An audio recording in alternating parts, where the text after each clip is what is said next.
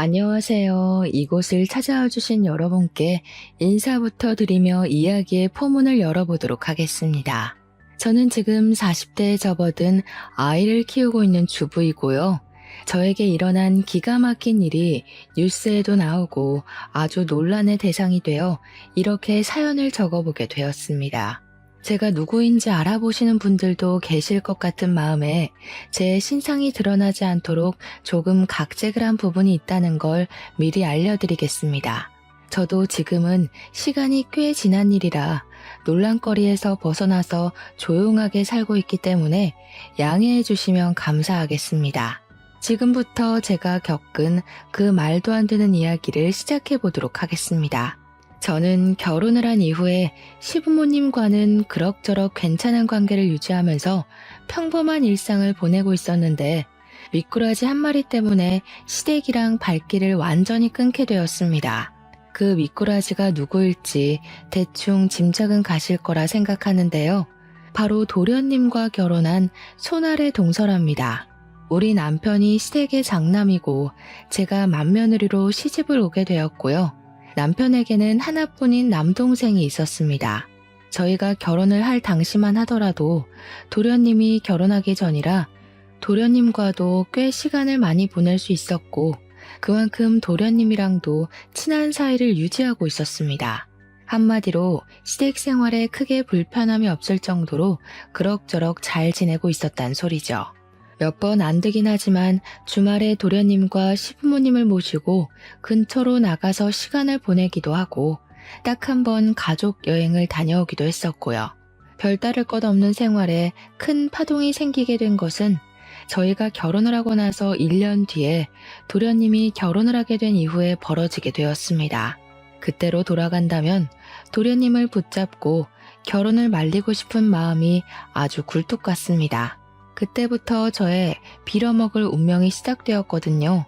저의 성격에 대해 조금만 이야기를 해보자면 제가 할 일을 아주 똑부러지게 해내는 만큼 말이 많이 없는 묵묵한 스타일입니다. 그러니까 시댁에서는 결혼 초에 저에게 조금 서운하셨던 부분이 있었나 보더라고요. 살갑게 구는 성격은 아니었으니까요. 시모는 저에게 다른 집 며느리들은 하루에 한 번 전화해서 애교도 부리고 맛있는 거 사 먹으러 가자고 한단다 하시면서 말을 하시곤 했었습니다. 근데 저는 그냥 한 귀로 듣고 한 귀로 흘렸죠. 그게 저한테 그렇게 해달라고 요구를 하시는 건지 모르고 그냥 그런가 보다 했거든요. 그냥 시어머니한테 아 진짜요? 어떻게 하루에 한 번씩 전화를 한대요? 와 시간이 되게 많은가 보다 하면서 넘겼습니다. 시부모 입장에서는 제 말이 그냥 별거 없는 대꾸였지만 본인들에게 전화를 하는 게 상당히 피곤한 일이라고 생각하는구나 하는 오해가 쌓이게 된 것입니다. 하나둘 쌓이기 시작하면서 점점 골이 깊어지고 있었는데 둘 다 내색을 하지 않아서 쌓이기만 하고 풀진 못했던 것입니다. 하루는 제가 저희 집 배수관이 막힌 건지 물이 내려가는 게 영 시원치 않아서 시모에게 이야기를 했더니 저에게 뚫어주는 가루가 있다고 사다가 뿌려놓으라고 하더라고요. 그래서 그냥 아무 생각 없이 남편 올 때 마트 들러서 사오라고 해야겠다. 빨리 뚫어놔야 속이 시원할 것 같다 하면서 대꾸를 했습니다. 그러니까 시모가 저에게 화들짝 놀란 목소리로 그걸 왜 자기 아들을 시키냐고 되묻더라고요.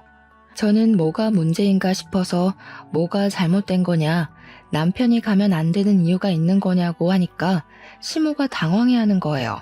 아니 그거 가루만 뿌리면 끝인 건데 굳이 그거를 퇴근해서 녹초가 된 우리 아들을 시켜 먹으려고? 저는 어차피 남편이 퇴근하는 길에 마트가 있으니까 잠깐 들러서 사오는 게 뭐가 문제냐? 동선으로 따지면 그게 더 효율적이라고 생각했습니다. 거기다가 남편이 퇴근하고 돌아올 때까지 화장실을 쓸 일도 없으니까 그냥 한 번에 하는 게 좋겠다 싶어서 이야기를 한 거였습니다.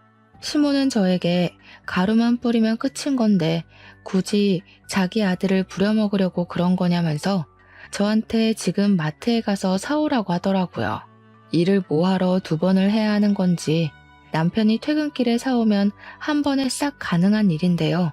저랑 시모랑 서로 이야기하는 포인트가 다르다 보니까 서로 자기 주장이 맞는다고 우기는 꼴이 되었고요. 이러한 일이 한두 번이 아니라 매번 일어나다 보니 시모는 저에게 잔소리를 하기 시작했고 저는 그 잔소리가 듣기 싫어서 연락을 더 안 하게 되었습니다. 시모는 늘 저에게 사람이 어떻게 유동성만 따지고 실리만 따질 수 있냐고 평일에 출근해서 힘든 남편을 주말까지 부려먹지 말라고 하셨습니다. 제가 뭐 주말에 남편만 부려먹는 것도 아니고 저랑 같이 집안일 좀 하자고 하는 건데 그걸 가지고 간섭을 하니까 저도 싫었죠. 저는 시모에게 신혼집 살림은 우리 부부가 알아서 하겠다고 이야기를 하니까 시모를 우습게 한다면서 그렇게 말하지 말라고 또 혼내셨고요. 제가 시모와 그렇게 다툼이 생길 때마다 남편에게 도움을 요청하지 않았던 것은 아니었습니다. 하지만 남편은 저에게 그냥 한 귀로 듣고 한 귀로 흘리면 되지 않냐, 시모 앞에서만이라도 네네 알겠다고 대답만 하라고 하더라고요. 시모가 원래 하나에 꽂히면 자기 마음에 들 때까지 고치려고 하는 사람이라면서 제가 갈게요 하고 자기를 시키라는 겁니다. 그러면 서로 간섭 안 받고 편해질 수 있다고 이야기를 하는데 저도 이게 계속 반복되니까 남편이 시키는 대로 하게 되더라고요. 그렇게 시모와 사이가 애매해지고 1년이라는 시간 동안 감정만 서로 캐캐 묵은 채로 지내다가 도련님이 결혼하겠다고 여자를 소개해주겠다고 했습니다. 정말 오랜만에 시댁에 방문을 하게 되었는데 시모가 저에게 손님이 오는 거니까 음식 같은 걸 같이 좀 해줬으면 좋겠다고 하시더라고요. 어려울 거 없는 일이라 알겠다고 하고 신이 나서 시댁으로 방문을 하려는데 시모가 저에게 미리 장을 좀 봐오라고 하셨습니다. 제가 그렇게 좋아하는 유동성에 실리를 따지는 일 아니겠냐며 오는 길에 들러서 와라 하면서 장볼 목록을 보내주셨습니다. 시모가 뒤끝있게 구는 꼴이 좀 불편했지만 좋은 게 좋은 거다 하는 마음으로 장을 봐서 시댁으로 갔습니다. 동서가 생긴다는 마음에 신나기도 하고 설레기도 하고 얼른 보고 싶다는 생각뿐이었습니다. 마트에 가서 시모가 적어준 목록들의 재료를 사서 갔더니 저한테 재료 사온 걸 보더니 영수증을 달라고 하시더라고요. 저는 장본값을 돌려주시려고 하시나 보다 하고 영수증을 드렸는데 막 꼼꼼하게 보시더니 아이고 이거는 시장이 싼데 하시는 거예요. 저는 순간 제가 뭘 잘못 들은 건가 싶었습니다. 제가 어리둥절해 있는 상황에도 시모가 혀를 끌끌 찼어요. 설탕은 뭘 이렇게 큰 걸로 사왔냐, 허브솔트는 또 뭐냐, 이런 건 필요 없는데 이러면서 시모가 돈을 줄 것도 아니면서 꼬투리를 잡더라고요. 저도 그냥 듣고 있기 싫어서 시모한테 남으면 제가 가져갈게요 했습니다. 그랬더니 시모가 뭘 가져가냐고 남으면 집에서 두고두고 쓰면 된다고 하시대요. 아니 뭐 어쩌라는 건지 한숨이 절로 나오더라고요. 도련님이 7시쯤 온다고 약속을 잡아놨던 터라 5시부터 준비를 하고 있는데 한 30분쯤 지났나? 도련님이 동서와 함께 집을 방문했습니다. 시모가 놀래서 왜 벌써 왔냐고 아직 아무것도 준비된 것 없다고 하니까 동서가 너무 밝게 어머님 안녕하세요 하고 인사를 하더라고요. 그 인사톤에서 느껴지는 게 저와는 정반대되는 성격을 가지고 있구나 하는 걸 직감적으로 알게 되었습니다. 그러면서 자기가 좀 도와드릴까 싶어서 일찍 찾아왔다면서 주방은 북적북적한 게 즐겁고 재미있잖아요 하더라고요. 자기가 학교 급식실에서 영양사로 일을 하고 있다면서 요리에는 자신 있다고 옷을 정리하고 주방으로 오는데 시모랑 저랑 둘 다 깜짝 놀랐습니다. 동서의 머리 색깔이 정말 TV에 나오는 아이돌 가수 마냥 핫핑크색으로 염색이 되어 있더라고요. 제가 머리색을 보고 놀란 얼굴을 하니까 동서가 자기가 튀는 걸 좋아해서 매번 이 색으로 염색을 하고 있다고 말을 하더라고요. 학교 급식실에서 일을 하는데 머리색이 그렇게 화려해도 되냐고 물어보니까 오히려 학생들이 좋아한다고 하더라고요. 말없이 요리를 하기 시작했는데 사실 제가 요리를 잘 못하거든요. 칼질에 소질이 없다고 해야 하나 어떻게 썰어도 모양이 안 예쁘게 썰려요. 그런데 동서가 손을 씻고 오더니 자기가 주방에서 쓰는 칼이라면서 조리도구를 촤르르 꺼내더라고요. TV에서 셰프들이 쓰는 듯한 조리기구들이 쫙 시모 주방에 깔리는데 저랑 시모랑 둘 다 눈 휘둥그레지게 떴죠. 동서가 시모한테 자기가 하고 있을 테니까 쉬고 있으라면서 뚝딱뚝딱 하는데 제가 옆에서 거들겠다고 재료들을 손질하고 있었거든요. 그러니까 동서가 저를 보더니 의아한 얼굴을 하면서 갑자기 누구냐고 묻는 게 아니겠습니까? 여태 인사 잘해놓고 갑자기 누구냐고 물어보니까 저도 당황스러워서 얼어있는데 시모가 저를 소개해줬습니다. 동서한테 형님 될 사람이라고 우리 집 맏며느리라고 하니까 동서가 당황해하면서 말을 하더라고요. 어머, 형님, 몰라봬서 죄송해요. 칼질이 너무 서툴러서 맏며느리실 거란 생각을 못한 거 있죠? 근데 그 말이 교묘하게 저를 연맥이는 것 같은 느낌이 들더라고요. 제가 어? 하면서 동서를 바라보는데 저를 보고 너무 환하게 웃는 겁니다. 웃는 얼굴에 침 못 뱉는다고 기분은 나쁜데 화도 못 내고 그거 아시죠? 입 밖으로 꺼내면 좀생이가 되는 것 같고 말을 안 하자니 기분이 꽁해지고요. 아무튼 동서가 요리를 하고 있는 저는 동서가 필요하다는 재료를 찾아서 주고 있는데 계속 저한테 이거 없고 다른 제품은 없어요? 하면서 한숨을 쉬는 거예요. 그럴 때마다 시모가 그거는 저기 찬장에 있다. 그거는 두 번째 서랍 열어봐라 하면서 둘이 여기 있네 저기 있네 노닥거리더라고요. 시모가 저한테 핀잔 섞인 목소리로 너는 애가 달라는 거 하나 제대로 못 주냐고 하는데 기가 막혔습니다. 제 집 살림도 아닌데 제가 어디에 뭐가 있는지 어떻게 알겠습니까? 그렇게 예뻐 죽겠으면 시모 본인이 하면 될 일인데 말입니다. 그날 밥 먹는 내내 가시방석에 앉은 기분이 들더라고요. 온 가족이 동서 요리 실력을 칭찬하는데 물론 맛이 있긴 했습니다.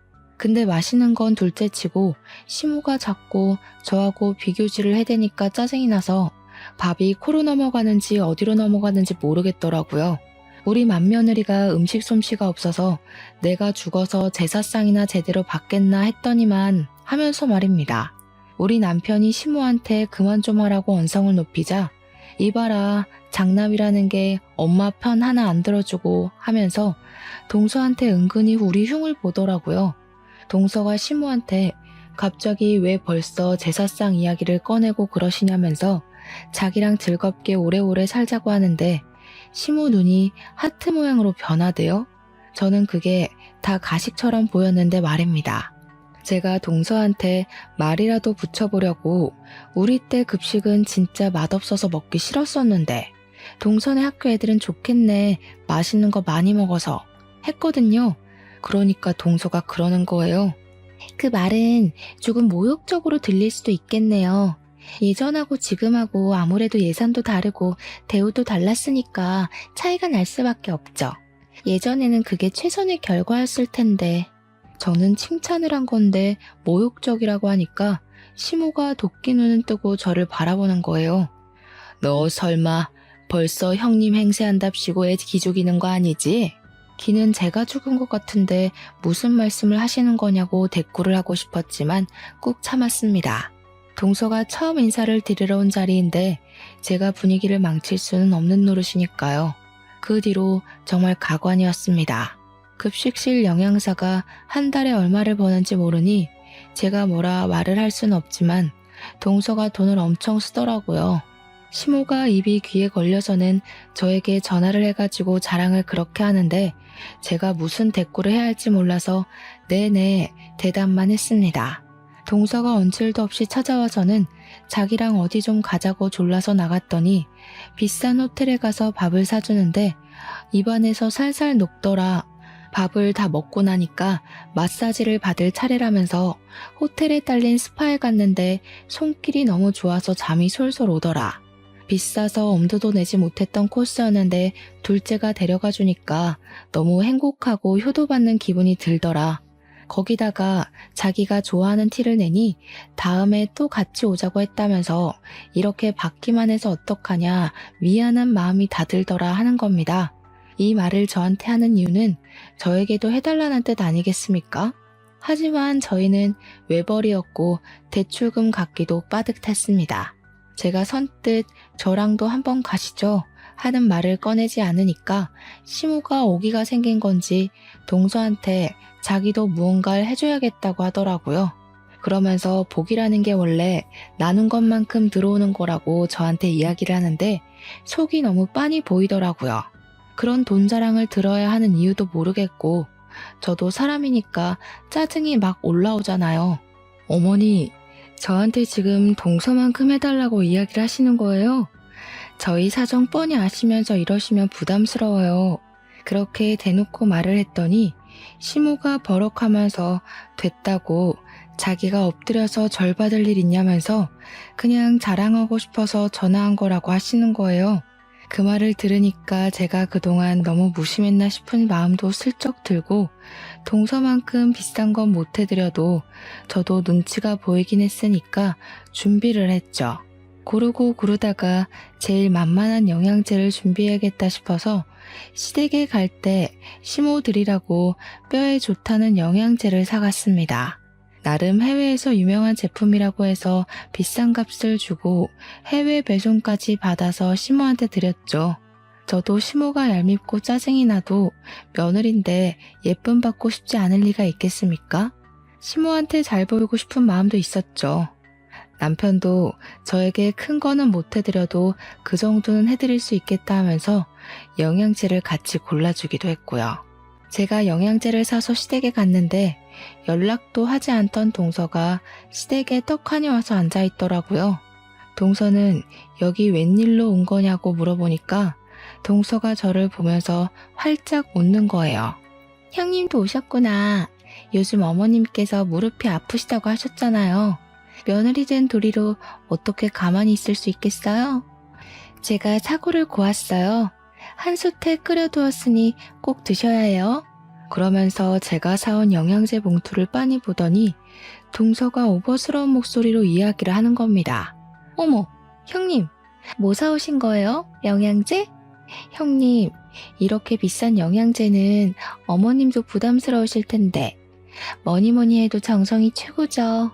사골이나 도가니 수육 드시는 게 훨씬 기분도 좋고 맛도 좋고 그렇죠, 어머님. 그래, 우리 둘째가 내 마음에 쏙 드는 말을 하는구나. 얘 첫째야, 우리 둘째가 글쎄 아침부터 와가지고 7시간이나 사골을 고았지 뭐냐. 국물이 뽀얀 거 봐라. 이게 바로 정성이라는 거다. 정성. 큰 며느리라는 게 둘째보다 못해서야 어디 쓰겠어? 엄마, 이 영양제 진짜 좋고 비싼 거예요. 국내엔 들어와 있지도 않아서 해외 직구로 사온 건데 무슨 말을 그렇게 하세요? 됐어. 해외 영양제면 뭐하니? 정성 들어가 있지 않은데. 근데 우리 아들은 왜 이렇게 말랐니? 집에서 밥도 못 얻어먹는 거 아니야? 우리 둘째 아들처럼 살이 오르면 얼마나 좋아. 집에서 둘째 며느리가 잘 챙겨주는지 얼굴이 엄청나게 좋아졌다. 저한테 혀를 끌끌 차면서 이야기를 하시는데 속이 정말 많이 상하더라고요. 손 벌벌 떨면서 카드 3개월 할부까지 해서 사간 영양제였는데 사골국보다 못하다는 소리를 들으니 제 기분이 좋겠습니까? 거기다가 우리 남편이 요즘 건강 챙긴다고 운동을 해서 살이 빠진 거거든요. 그것도 제가 마치 제대로 먹이지 않아서 살 빠진 거 마냥 이야기를 하니까 속상했죠. 제가 기분이 점점 좋지 않아지자 남편이 영양제만 전해주고 집에 가자고 이야기를 꺼냈고 저도 집으로 서둘러 돌아왔습니다. 거기서 동서랑 시모의 행동을 더 지켜봤다가는 눈물이 터질 것 같았거든요. 시모는 사골국 먹는다고 신이 나서는 저보고 빨리 집에 가보라고 하더라고요. 그 와중에 동서가 저에게 사골국 좀 싸드시냐고 물어보는데 시모가 국물 한 방울도 못 주겠다는 얼굴로 저를 째려보는 겁니다. 그 상황에서 제가 어떻게 국물 좀 싸달라고 할 수 있겠습니까? 거절하고 집에 와서 남편이랑 맥주 한 캔 하며 이야기를 나누는데 남편도 별 생각과 동일하더라고요. 아무리 생각해봐도 동서가 여우가라는 사실은 변하지 않았습니다. 남편이랑 같이 마주 앉아 서방님네 욕도 하고 시모 흠도 봤죠 뭐. 저희 부부가 매달 친정이랑 시댁에 용돈을 20만 원씩 드리고 있었는데요. 남편이 외벌이다 보니까 집 대출금 갚고 공과금 같은 거 내고 서로 용돈에서 적금에 이거저거 다 빠지고 나면 그 정도의 여유가 생겨서 시댁과 친정에 반씩 나눠드리고 있었습니다. 근데 시모가 또 제 속을 뒤집어 놓는 이야기를 자랑처럼 늘어놓으시는 거예요. 동서네가 글쎄 친정은 살림이 넉넉하다면서 시댁에만 매달 50만 원씩 용돈을 드리고 있다는 겁니다. 저에게 자랑 섞인 핀잔을 주시면서 둘째네는 매달 50만 원씩 준다고 하는데 저희도 저희 사정이라는 게 있잖아요. 너네는 용돈 꼴랑 20만 원 보내면서 생색이란 생색은 다 내지 않았니? 그것도 뭐 여윳돈 전부를 보내는 거다 뭐다 얼마나 비교가 되던지. 그러면서 제가 뭐 아르바이트를 한다 어쩐다 하면서 제가 한 번을 드리자고 이야기한 것도 안 하지 않았냐. 둘째는 자기가 일이 바쁘면 전날 저녁에 와서 재료 손질이라도 하고 가더라. 너는 이 집안에서 하는 게 뭐냐 하면서 화를 내셨습니다. 제사상도 할 말이 많은데요. 제가 안 하겠다고 한 게 아니라 시모가 저 요리 못한다고 안 시키셨던 거였거든요. 동서가 잘하는 건 잘하는 거고 그걸 왜 저랑 비교질을 해가면서 저한테 스트레스를 주시는 건지 도무지 이해를 할 수가 없었습니다. 그러면서 동서가 이번에는 시모에게 가방을 사주고 화장품도 엄청 고가의 브랜드로 전 라인을 맞춰주었대요. 학교 급식실에서 일한다고 해서 부모님 월급이나 받겠나 싶었는데 능력이 있으니까 돈을 많이 받는 것 같다고 하시더라고요.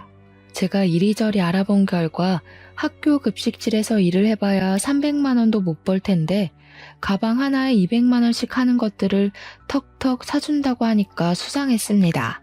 남편이 외벌이로 벌어오긴 하지만 대기업에 다니고 있고 연차도 꽤 돼서 한 달에 500만 원 정도 벌어오거든요. 동선에는 맞벌이지만 둘이 합쳐서 그 정도 벌어오는 걸로 알고 있었단 말이죠. 근데 그렇게 여유를 부릴 수 있다고 하니까 이상하지 않겠습니까? 시모의 온갖 비교를 당하면서 저는 꿋꿋하게 맏며느리 자리를 지키고 있었습니다. 시간이 지나고 지날수록 시모는 작정을 하고 저랑 동서의 사이를 차별하기 시작하셨습니다. 아주 눈에 띌 정도로요. 거기다가 첩첩산중으로 동서가 글쎄 임신까지 하게 된 것이 아니겠습니까? 저희 부부는 아이를 가지려고 노력 중이었지만 아이가 들어서지 않고 있었고요. 남편이랑 저랑 날짜도 맞춰보고 병원에 가서 검사도 해봤는데 문제가 없다고 했지만 아이가 생기지 않아서 천천히 가지자고 서로를 위로하던 중이었어요. 그때 동서가 자기가 임신을 했다면서 임신 축하 파티를 열어달라고 가족들이 모인 단톡방에서 이야기를 하더라고요. 솔직히 저도 셈이 나긴 했죠. 티는 내지 못했지만요. 시모는 문자로도 느껴질 만큼 신이 나서는 동서에게 화려한 날개를 달아주었습니다. 덕분에 저는 그 뒤로 시댁의 모든 잡일거리를 도맡아서 하게 되었습니다. 글쎄 동서가 임신 초기니까 조심해야 한다고 하면서 저에게 동서한테 연락도 하지 말라고 엄포를 놓는 게 아니겠습니까? 평소에 제가 동서랑 연락을 하고 지내는 것도 아니긴 했지만 대놓고 연락하지 말라고 하니 기분이 팍 상하더라고요. 네네 알겠습니다 하며 성의 없이 대꾸를 하니까 시모도 또 그게 마음에 안 들었는지 저한테 너는 왜 안 생기냐고 구박을 주더라고요. 장남이 대를 이어야 하는 건데 둘째네가 더 장남같이 군다고. 둘째 며느리가 맏며느리 같다고 하면서요. 너희가 아이 안 생기는 데엔 분명 문제가 있는 거다. 그리고 너처럼 아이가 안 생기는 애가 둘째한테 연락이라도 했다가는 부정 탈 수 있어. 그니까 급한 연락 아니고서야 나를 통해서 하도록 해라. 최대한 자제를 하란 소리야. 알겠어? 그런데 그 말이 그렇게 서러운 거 있죠. 아이가 안 생기는 애가 연락이라도 하면 부정을 탄다고 가슴에 빗으로 꽂히더라고요. 어머님, 그렇게 말씀하시면 저도 너무 서운해요. 저희도 아이를 가지려고 노력하는 중인데 그런 걸로 비교를 하세요. 어쩜 너랑 나랑은 이렇게 맞는 구석이 하나도 없을 수가 있니? 서운하긴 뭐가 서운해. 우리 시대 같았어 봐라. 애 못 낳으면 바로 소박 맞는 거야. 제가 아이를 진짜 좋아하거든요. 지금은 쉬고 있지만 보육교사로 일을 하고 있기도 했고요. 저도 아이가 안 생기는 게 서러운데 시모까지 저러니까 눈물이 막 났습니다. 제가 훌쩍거리니까 시모가 멈칫하면서 울긴 왜 우냐고 평생 남의 아이만 봐주다 보니까 네 아이가 안 들어서는 거라고 하시더라고요. 나중에 동선애가 아이를 낳으면 저보고 가서 도와주라고 하면서요.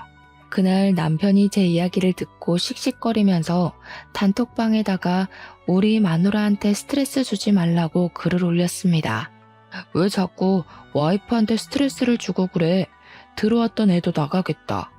들어왔던 애가 나가요? 그거 너무 무서운 말이다. 우리 아기가 들었으면 어떡하지?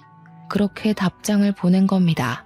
정말 말리는 시누이가 더 얄밉다고 하더니 그 말이 딱 어울리더라고요.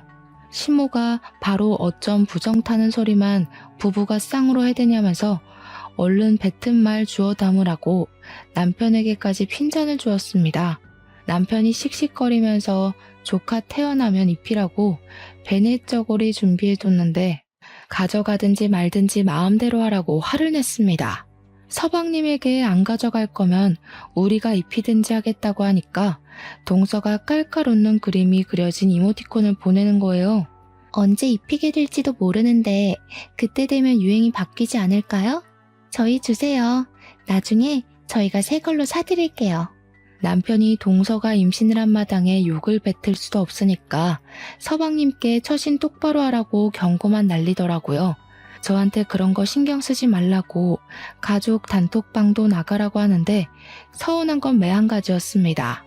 그 뒤로 동서가 입덧을 시작하니까 시모가 동서 걱정을 해대는데 입덧하는 애가 급식실에서 일한다고 안쓰러워 죽겠대요. 자기가 대신 아팠으면 좋겠다면서 떡두꺼비 같은 놈이 나오려고 동서를 고생시키는 거라면서요. 대화창에서 아주 둘이 짝짝꿍을 맞추는데 정말 남편 말대로 알림도 꺼놓고 애써 보지 않으려고 하면서 지내고 있었습니다. 동서의 입덧이 끝나고 난 뒤에는 시모가 주말에 저를 불러다가 동서가 임신해서 움직이기 힘드니까 대신 전해주라면서 마트를 털어오셨더라고요. 과일에 반찬에 떡에 하나도 빠짐없이 가져다 주라고 하는데 장바구니로 글쎄 새 바구니가 나오는 거예요. 이걸 다 들고 동선의 집까지 다녀오려고 하는 것도 어이가 없고 이 중에 제 몫은 하나도 없다는 게 너무 서러웠습니다. 그래서 제가 시모한테 이야기를 했죠. 이걸 제가 다 들고 어떻게 가요? 서방님 보고 와서 가져가라고 하는 게 낫지 않겠어요? 우리 아들 퇴근하고 피곤해 죽을 텐데 여기까지 들러서 이거를 가져가라고 하니? 네가 하면 편한 것을. 저도 곧 어린이집 복직하려고 알아보고 있어요. 요즘 취업 준비하느라 바빠요, 어머님. 예, 취업 준비하는 애랑 바깥에서 일하는 애랑 누가 더 힘들겠니? 정말 생각 없이 말하는구나. 우리 때는 말이야, 7남매를 키우면서 살았어. 나중에 밥도 하고 밭일도 하고 애도 보고 하면서 찍소리 한번 못하고 시어머니가 시키는 거 다 하고 살았다. 집에서 놀고 먹는 애가 뭐가 힘들다고 그걸 못한다는 거야. 그런 거에 비하면 임신하고도 열심히 몇백 명의 학생들 밥 챙기는 둘째가 훨씬 고생이지. 시모가 하도 저에게 잔소리를 하길래 저도 다시 어린이집에 취직을 하려고 자리를 알아보던 와중이었거든요. 그날도 동네 어린이집에서 면접을 보러 오라고 했었는데 시모가 갑자기 불러낸 거라 양해를 구하고 면접을 하루 미룬 것이었습니다. 동서에게 음식을 전해주라고 시키는 건 줄 알았으면 무시하고 면접이나 갈 걸 그랬다고 생각하고 있었습니다. 어린이집 일도 참 고되고 힘든 일인데 동서 일만 힘들게 봐주시고 제 일은 후려치기 하는 어머님에게 더 이상 떨어질 정도 없었습니다. 결국에 저는 택시를 타고 그 장바구니 전부를 들고 가서 동서의 집 앞에 내려놓고는 동서에게 연락을 하려고 했는데 동서의 말이 번뜩 생각나더라고요.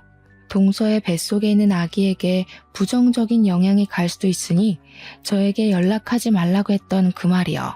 그래서 시모에게 연락을 해서 그냥 집 앞에다가 물건을 두고 가면 되죠? 하고 보냈습니다. 시모가 화들짝 놀라면서 그 안에 들어있는 떡이 상하면 안 된다면서 저에게 냉장고에 다 정리를 해서 넣어주고 가라는 겁니다. 가뜩이나 임신까지 했는데 언제 물건 정리하고 있냐면서 간 김에 그것까지 해주라고 비밀번호를 알려주는 게 아니겠습니까? 끝까지 저에게 동선에는 비밀번호로 척척 알려주는데 너네 집은 비밀번호도 안 알려준다고 한 소리 하셨죠. 그냥 문 앞에 두고 가고 싶은 마음이 굴뚝 같았지만 그랬다가는 또 무슨 욕을 먹을지 모르니까 문 열고 들어가서 냉장고에 차곡차곡 정리를 해두었습니다. 그거 정리하고 있는데 제가 무슨 몸종도 아니고 여기서 뭘 하는 건가 하는 생각이 들더라고요. 시모한테 다 넣어놨으니까 가보겠다고 하니 그냥 가면 어떡하냐고. 아니 정리 다 했는데요?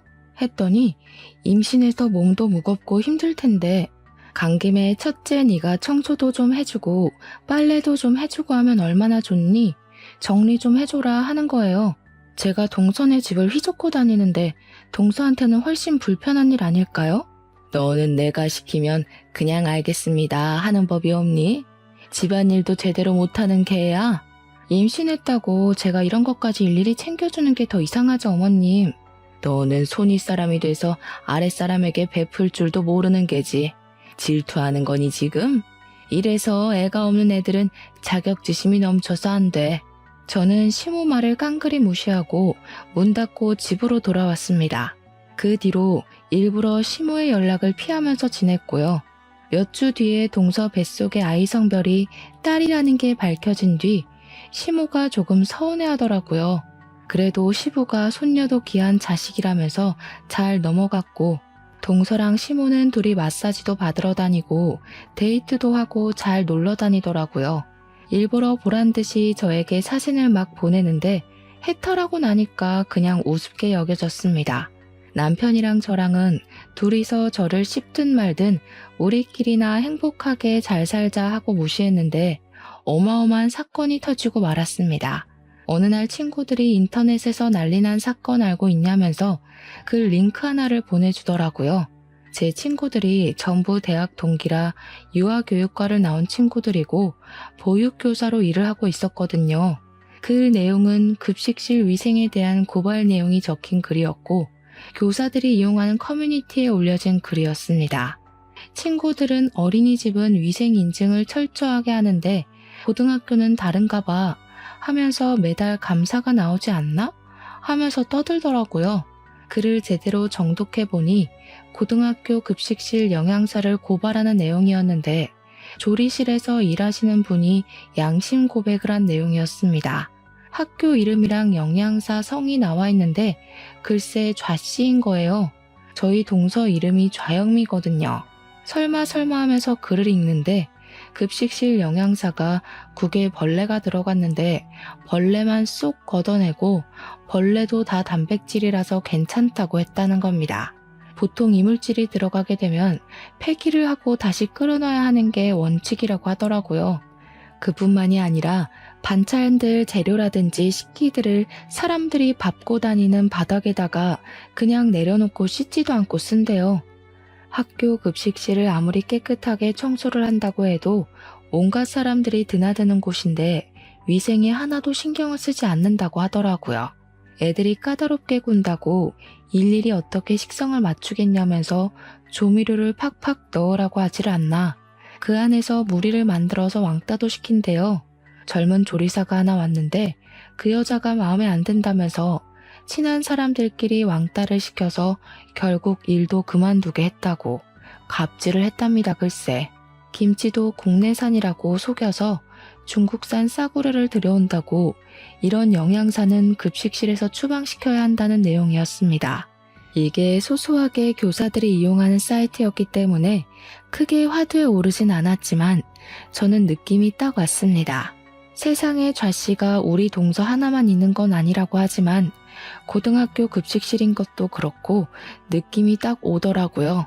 거기다가 글 중간에 급식실 영양사가 머리를 맨날 염색해와서 반찬에 섞여 들어가도 티가 안 난다고 적혀 있었거든요. 동서가 매번 핑크색 머리만 고집한다고 말씀드린 거 기억하시죠? 쎄한 느낌은 저를 소름 돋게 만들었죠. 동서가 그동안 저에게 못되게 군 것도 있고 한번 호되게 복수를 하고 싶은 마음에 저는 기관을 이리저리 찾아보았습니다. 하지만 급식실을 정확하게 고발할 수 있는 기관이 없더라고요. 교육청에 말해봐야 바쁘다는 핑계로 일을 미루기 일쑤였으니까요. 모든 사람이 한 방에 알 수 있는 방법이 없을까 고민하다가 저는 고발 유튜버를 찾아내게 되었습니다. 제가 그 유튜버에게 직접 제보를 했고요. 유튜버는 무척이나 흥미로워하면서 잠입 취재를 하겠다고 결정을 내렸습니다. 그 뒤로는 일이 아주 일사천리였습니다. 유튜버가 식재료를 납품하는 곳 직원인 척하면서 급식실 상태를 몰래카메라로 촬영을 싹 한 거죠. 청소가 얼마나 안 되어 있는지 영양사가 급식 시간 전에 체크도 하지 않았고 휴대폰만 만지면서 농땡이를 치고 있는 모습부터 시작해서 모든 게 가관이었습니다. 그날도 김치에서 이물질이 나왔는데 대충 먹으라고 학생들에게 큰 소리를 치는 장면도 있었고요. 납품받은 식재료 상태가 전부 물러터지고 상한 부분이 보일 정도로 별로였던 거죠.